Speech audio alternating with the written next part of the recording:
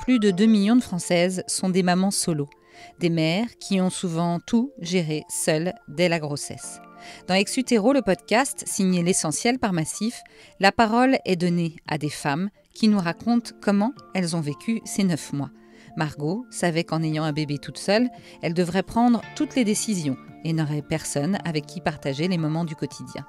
Mais elle a pu compter sur son amie Laurette pour la soutenir dans cette aventure inédite.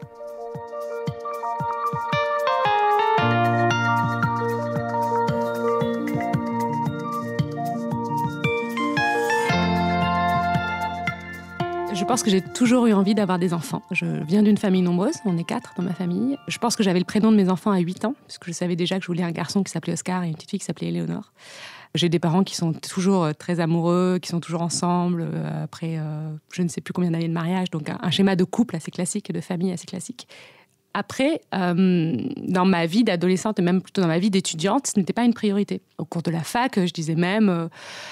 peut-être que j'en aurais pas finalement, peut-être que c'est pas une obligation, peut-être que c'est quelque chose qu'on n'est pas obligé de faire, en tout cas pas maintenant. Et passé 30 ans, je pense que ça m'est tombé dessus d'un coup. Je pensais vraiment que j'avais le temps et que d'un coup, j'ai eu ce désir très très fort d'avoir un enfant, ce besoin d'être mère que j'ai ressenti. Alors mes copines commençaient à avoir des enfants, à être en couple, ça commençait à tourner autour de moi bien sûr, de voir de plus en plus d'enfants.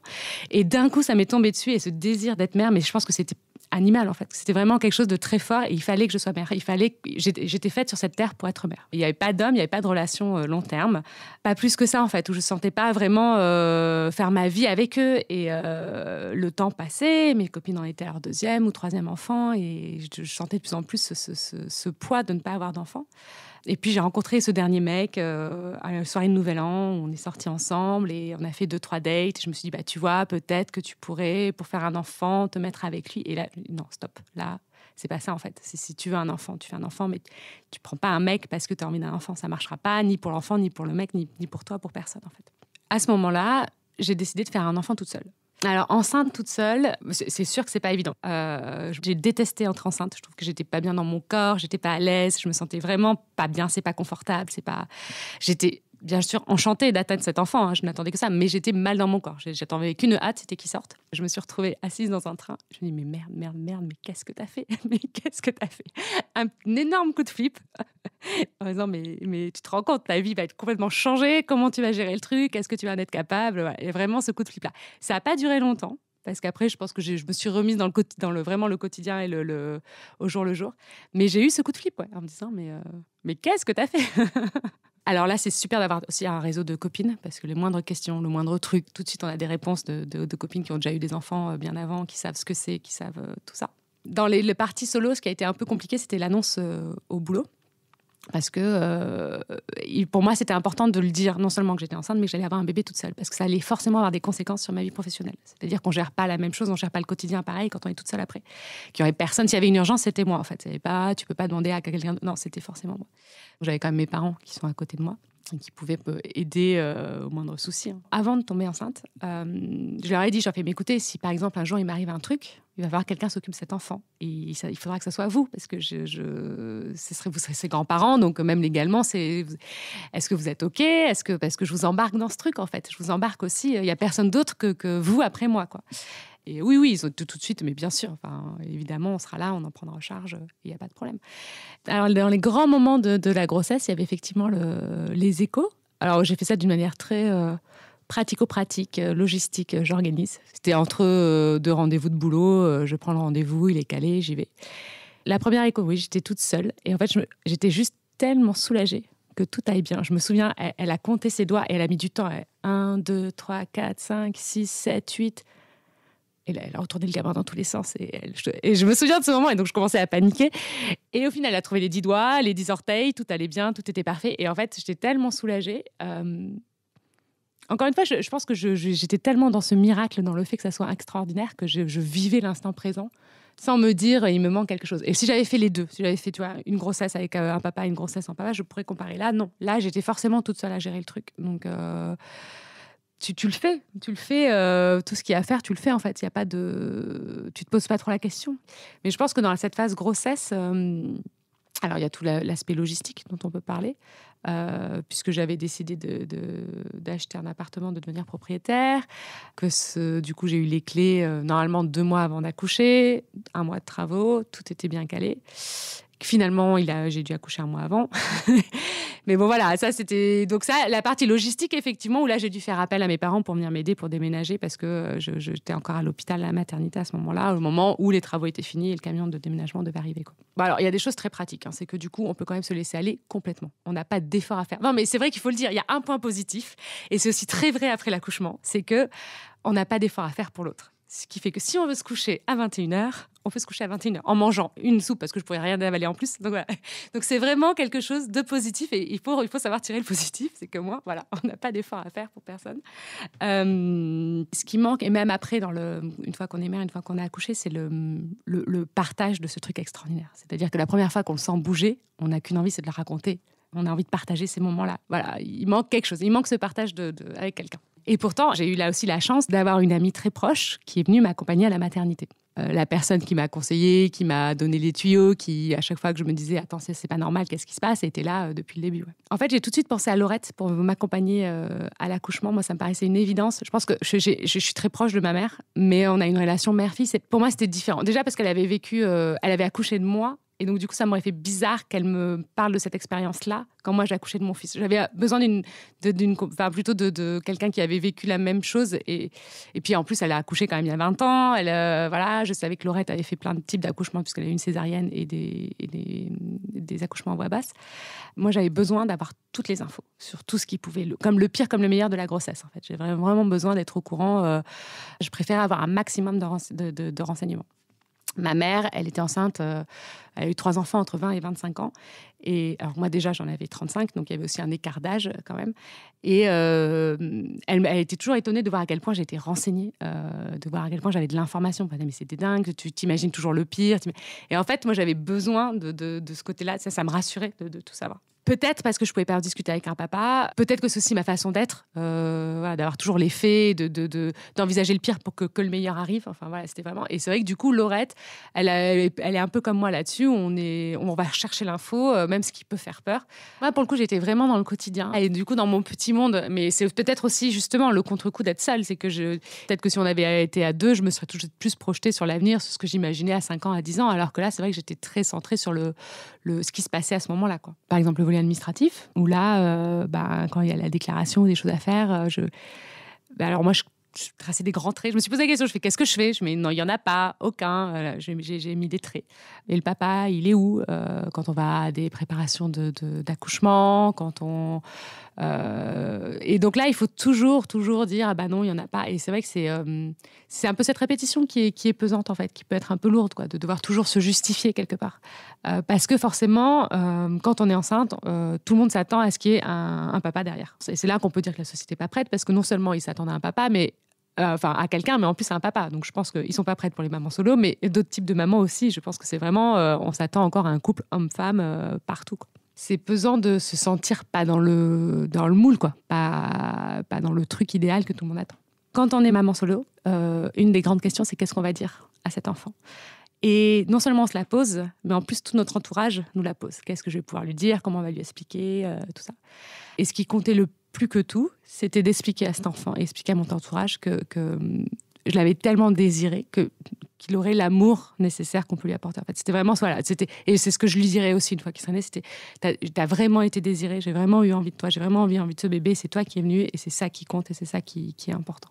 Donc en effet, il y aura toujours ça. Il va falloir toujours que je suis un peu la situation compliquée, je suis un peu celle qui doit demander un peu plus d'aide, un peu le boulet quelque part. Non, c'est un mot que je pense pas du tout en plus, mais effectivement, on est toujours la situation pas simple en tout cas. Et même, je pense que ça va être ça tout au long de ma vie, c'est que dès qu'il y aura un petit chaos sur la route, ça risque d'être beaucoup plus compliqué et de prendre des proportions beaucoup plus compliquées que si on est à 2 où on peut s'épauler. Ça, c'est sûr. Pour moi, je suis une famille avec mon fils. Oui, on n'est que 2, mais on est une famille. Et c'est pas méchant de la part des gens, hein, du tout. C'est juste... c'est Margot et son fils, quoi. Voilà, on n'est pas vu comme une famille entière. Là, maintenant, ça fait 2 ans. Il y a un peu ce regard en disant « Ok, c'est bon, t'as fait ton premier bébé toute seule, tu l'as, maintenant, faut que tu te poses, faut que tu trouves un mec et que tu te mettes en couple, quoi. »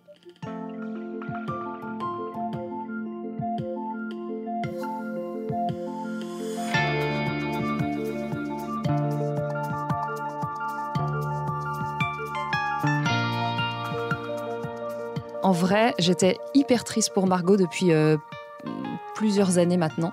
Pourquoi ? Parce que dans notre groupe d'amis, on était quasiment toutes mamans, sauf elle. Très souvent, on en parlait même avec mon mari en disant « Mince, Margot, faudrait qu'elle trouve un chéri, qu'est-ce qu'on fait à 35 ans ?» En fait, je me projetais vraiment dans sa situation en me disant « C'est clair que je serais hyper triste pour elle si elle n'a pas d'enfant. » Très sincèrement, je me suis dit ça. Et du coup, quand elle m'a parlé de ça, ma première action, ça a été « Waouh, quel courage !» Et en même temps, je suis hyper contente pour elle. Parce que oui, c'est pas dans les codes, et oui, c'est super atypique, même aujourd'hui. Dans mon entourage, je n'ai qu'elle aujourd'hui, je n'ai que Margot que je connais qui a souhaité avoir cette démarche-là. J'ai d'autres amis ou d'amis qui sont toujours célibataires à 38 ans, qui n'ont pas d'enfants. Et moi, je me pose vraiment cette question en me renvoyant à moi-même. Qu'est-ce que je ferais si j'étais dans leur situation ? Et je pense que clairement, je ferais comme Margot. Le fait aussi peut-être que je le comprenne, ou en tout cas que j'étais hyper contente pour elle, c'est que mon mari n'a pas connu son père. Il n'a pas du tout de papa, donc il a toujours vécu qu'avec sa maman. Et ça ne lui a jamais posé aucun problème. J'ai trouvé que c'était très courageux. Et courageux pourquoi ? Parce qu'effectivement, le jugement des autres, oui, c'est vrai que ça... Pour moi, c'était le courage d'affronter le jugement des autres, même si aujourd'hui, c'est plus facile. Pour beaucoup de gens, c'est pas du tout une situation normale de se dire dès le départ, je vais priver mon enfant d'un père. Dans nos amis, très sincèrement, la nouvelle a été accueillie avec beaucoup de bienveillance pour, je dirais, 90% des gens. Il y en a quelques-uns pour qui on sait que ça a été plus difficile par conviction spirituelle ou autre, et qui font que voilà, ils étaient absolument pas... plutôt fermés à ce type d'option. Et même ces personnes-là m'en ont vraiment même pas parlé à moi, je pense, parce qu'ils savaient la relation que j'ai avec Margot, et du coup, c'est pas à moi qu'ils auraient dit directement « Non, mais elle fait n'importe quoi ». Donc c'est sûr que c'est pas tout rose, super, tu vas avoir un enfant, et puis ce sera génial. Et enfin, en fait, si, ce sera ça. Mais ce que je veux dire, c'est que je peux pas enlever le jugement de certaines personnes qui pourraient dire... c'est quand même dommage de ne pas lui offrir un père. Après, dans la situation de Margot, j'aurais fait 1000 fois la même chose. Le confort, l'amour qu'elle va lui offrir va sans doute valoir 1000 fois plus que certains couples qui s'engueulent toute la journée ou qui ne s'occupent absolument pas de leurs enfants. Donc, à partir de là, aucun doute que cet enfant sera heureux et dans un foyer qui sera sans doute peut-être 1000 fois plus épanoui que dans certaines familles où ça peut être plus dur. Avant, j'avais réfléchi à « Mince, Margot, est-ce qu'un jour elle aura un enfant ? Est-ce qu'elle n'en aura jamais ?» Gérer avec autant de courage la situation, nous poser les questions, mais pas forcément toutes les questions qu'elle pouvait avoir. Il en faut vraiment du courage pour vivre un tel chamboulement dans sa vie, physiquement même, sans avoir effectivement une personne à ses côtés à qui elle puisse demander des fraises à minuit, sur laquelle elle puisse se reposer quand elle est crevée, parce qu'elle doit gérer son boulot, sa grossesse, l'anxiété, je pense, et le stress de se dire « Oh là là, et quand il sera là, comment je vais faire ?» C'est sûr que c'est pas évident du tout, je pense, de vivre ça de manière célibataire, de vivre ça toute seule.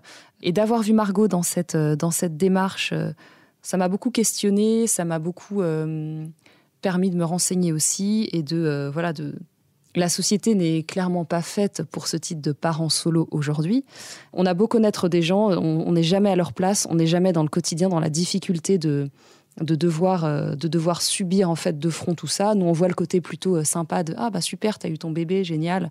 Oui, ça doit être un peu fatigant. » Mais ce dont on se rend pas compte, c'est toutes les coulisses, toute la face cachée de l'iceberg, à la fois dans les démarches, dans l'administratif, dans le sommeil, dans les nuits, de pas dormir, de devoir tout assumer tout seul. C'est quand même...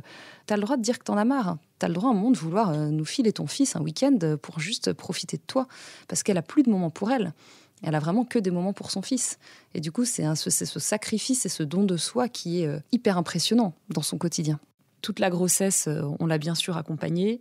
Il ne me semble pas qu'elle en ait gardé un souvenir génial de cette grossesse. Alors moi, j'ai très bien vécu mes grossesses, donc je lui ai peut-être vendu un peu trop de rêves. Je lui ai dit, mais c'est génial d'être enceinte, tu verras. C'est tellement éphémère comme situation. Bon, après, je pense en fonction des gens, on a plus ou moins de désagréments. Ça n'a pas été de ce qu'elle nous dit aujourd'hui une lune de miel, cette grossesse. Mais ça s'est abouti par ce moment juste fou de l'accouchement, qui était un moment incroyable à vivre, je pense, pour elle comme pour moi. J'ai été juste trop contente quand elle m'a dit « Est-ce que ça te dirait de m'accompagner à la maternité ?» Ça a été pour moi une très grande fierté.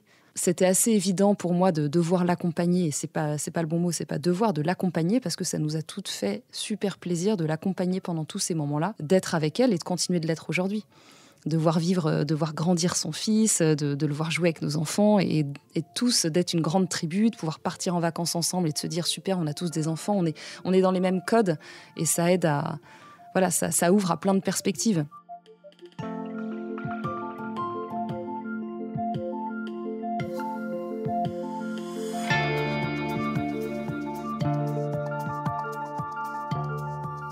Quand tu as annoncé que tu avais ce projet-là à Romain, donc mon mari, quand tu as eu ton fils et pendant toute ta grossesse, ça, Romain m'a très souvent dit c'est fou, maman, elle a vécu ça toute seule en fait. Et je pense que c'est à ce moment-là qu'il s'est rendu compte.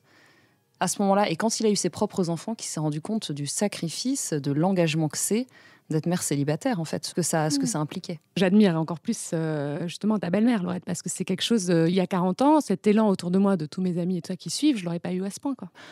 La chance que j'ai eue d'avoir ces copines-là et qui m'ont soutenue, et l'expérience de Laurette, et puis sa façon de parler des choses, d'expliquer, d'être toujours là, d'être toujours bon conseil, et hyper patiente et hyper pédagogue surtout. C'est des trucs...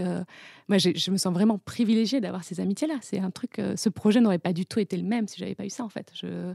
J'ai une autre copine solo, et elle n'a pas ça, et j'essaye de l'aider, mais je suis toute seule et on est moins proches. Et en fait, c'est magique parce que tous tes doutes, tu t'es accompagné, t'es aidé. À chaque fois que tu as un moment de doute, à chaque fois que tu as un moment compliqué, tu as quelqu'un qui répond et qui est là, quoi. Et tu n'as jamais eu l'impression, justement, qu'à des moments, tu pouvais pas nous emmerder, mais un peu en nous déranger sur... voilà. Si, clairement. Franchement, il y a plusieurs fois où je réfléchis à mes messages, en me disant, allez, tu vas pas les envoyer. Il est 10h du mat, toi, tu fous rien, mais elles sont dans leur journée de boulot, elles ont autre chose à foutre. Et au final, 2 heures après, je vous l'envoie quand même parce que je me dis au pire, elles répondront pas, mais en fait, elles répondent toujours, quoi. Et vous répondez toujours. Nous, on t'a trouvé admirable et justement pas du tout envahissante parce que limite, on était là, mais attends, tu veux pas nous poser plus de questions? T'es sûr que tout va bien? Et on sentait presque quelque part une retenue quelquefois de non, mais je veux pas vous embêter. Mais c'est vrai qu'à chaque fois où j'en pouvais plus, où j'étais épuisée et tout, je me disais, mais regarde, Laurette, elle a été enceinte de la 3e avec les 2 grands à gérer. Et ça te remettait le truc en disant, regarde, elles ont été capables de le faire, elles ont pu le faire, donc vas-y, tiens bon, ça va aller. Enfin, et c'est ça aussi d'avoir cet appui-là, tu vois, c'est de se dire, ouais, elle a peut-être son mari, mais n'empêche 2 gosses plus la 3e, plus tes insomnies. Et n'empêche que, voilà, et je pense que ça aussi, d'avoir des modèles, des nanas qui ont tenu bon et qui l'ont fait jusqu'à leur 3e grossesse, ça t'encourage à toi aussi d'aller plus loin, quoi. Et l'accouchement. L'accouchement. Quel grand moment. 10 jours avant, je suis allée voir la sage-femme, dernier rendez-vous. Pas de problème, vu que votre état, vous accoucherez à terme, voire plus, vous en faites pas, vous avez au moins 1 mois devant vous, il n'y a aucun problème. Et donc dimanche matin, à partir de 10h, je commence à avoir des contractions. Mais j'y croyais pas, parce que la sage-femme m'avait dit que c'était pour dans 1 mois. Donc de toute manière, c'était pas possible. Je devais déménager, mon appart était en travaux, j'étais en carton, donc c'était pas possible. Vers 17h, j'envoie un premier message à Laurette, je fais quand même, c'est chelou, j'ai des contractions depuis ce matin, ça ne s'arrête pas. Mais avec un petit smiley en mode « Ah, on est d'accord, c'est pas grave. Ah, c'est pas grave, j'ai pas vraiment mal, tout va bien. » À 2 heures plus tard, on a échangé pas mal de messages. Donc là, direct, 17h, moi j'ai fait « Quoi ? Mais si, c'est grave, t'en as depuis combien de temps? Elles ont quelle fréquence, etc. » Et là, Margot me dit « Non, mais c'est toutes les 5 minutes, ouais, ça commence à être douloureux. Mais bon, ça va aller, c'est dans 1 mois. » Margot. Je niais complètement les choses. Donc là, Margot, on part. Tu pars, je pars, on se retrouve là-bas. Parce qu'effectivement, ça commençait à s'accélérer. Moi, j'étais persuadée, ayant eu aussi mon aîné 1 mois avant, complètement par hasard aussi, j'étais persuadée que c'était ça. J'essayais de lui donner des petits exercices de respiration. Et puis, tu étais hyper courageuse parce que tu devais avoir super mal. Pourtant, non, franchement, j'ai pas eu mal. J'ai eu de la chance, pour le coup, je me souviens pas du tout d'avoir eu mal. Alors après, c'est moi, je me souviens. Ouais, voilà. Moi, je me souviens que tu as douillé, mais je pense que tu l'as. Comme tu as cette capacité à le faire, de quand ça va pas, tu remontes et tu passes à autre chose et tu te concentres sur le positif. Je pense que tu l'as fait aussi pendant l'accouchement. Parce qu'il y a des moments, je voyais quand même sur ta tête que c'était pas si simple. Je me souviens que d'une une nuit lumineuse. Enfin, pour moi, ça a été un régal d'accoucher. Ça a été vraiment, tout s'est parfaitement bien passé. Parce qu'au début, avant que ça commençait, je disais, ok, c'est une césarienne, qu'est-ce qui va se passer? Est-ce que du coup, ils vont m'emmener? Est-ce que c'est Laurette qui prendra le bébé? Et je voulais que tu sois là pour le bébé. Si j'étais 2 heures en salle de réa ou je sais pas quoi, il fallait que tu sois là, que tu t'occupes du bébé. Enfin, c'était pas du tout la même, quoi. En fait, moi, ça me paraissait une évidence que tu sois à mes côtés à ce moment-là, quoi. C'était un truc, tu m'avais accompagnée tout le long de la grossesse et c'était non, mais voilà, c'était vraiment important que tu sois là. Et alors après, il y a des moments où je me dis, putain, là, c'est quand même ultra intime. Pauvre Laurette, qu'est-ce qu'elle se tape? Mais je te revois en train d'habiller, mettre les premiers habits, de me le poser sur le ventre. Enfin, c'est des trucs, ouais, mais ça me paraissait hyper naturel, en fait. Ça me paraissait évident que tu sois là. Merci, parce que ça a été un moment... avoir eu ce privilège, en fait, de voir Oscar naître, de pouvoir lui couper le cordon ombilical, de pouvoir l'habiller, ce petit nouveau-né, chose que quand on est maman, on ne fait jamais. En fait, on a cette frustration d'être là, en train d'être recousu ou je ne sais quoi, et puis de voir le bébé avec le papa ou avec la sage-femme. J'ai trouvé que c'était un moment juste dingue.